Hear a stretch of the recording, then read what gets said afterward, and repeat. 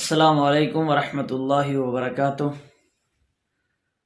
معزز سامعین کرام، ایک نہایت ہی اہم حدیث لے کر آپ احباب کے سامنے حاضر ہوا ہوں۔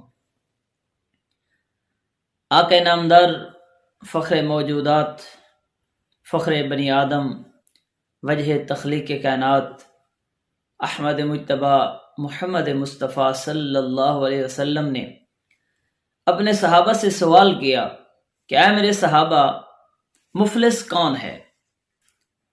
مفلس کون ہے؟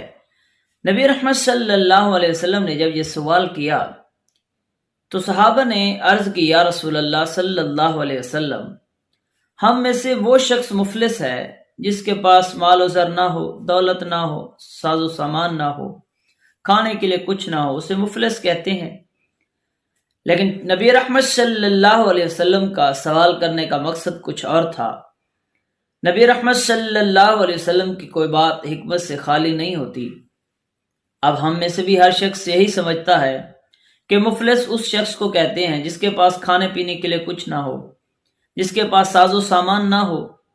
لیکن نبی رحمت صلی اللہ علیہ وسلم نے پھر ارشاد فرمایا کہ میری امت کا مفلس شخص کون ہے؟ اس کا جواب ارشاد فرمایا کہ وہ شخص مفلس ہے جو قیامت کے دن اس حال میں آیا کہ اس کے نام اعمال کے اندر نماز بھی ہے، اس کے نام اعمال کے اندر روزہ بھی ہے، اس کے نام اعمال کے اندر حج بھی ہے، زکوٰۃ بھی ہے۔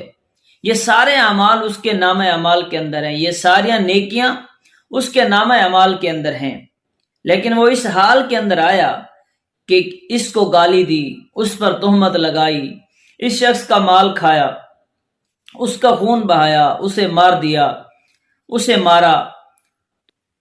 اس حال کے اندر آیا کہ مختلف لوگوں سے اس کے مختلف تعلقات تھے، کسی پر کسی طرح ظلم کیا، کسی پر کسی طرح ظلم کیا، اور جب وہ قیامت کے دن آیا نامہ اعمال لے کر، تو اللہ رب العزت اس کے نامہ اعمال سے نیکیاں اٹھا کر کبھی اس مظلوم کو دے رہا ہے جسے اس نے گالی دی، اور پھر نامہ اعمال سے نیکیاں اٹھا کر اس مظلوم کو دی جائیں جس کا اس نے دنیا کے اندر مال کھا لیا۔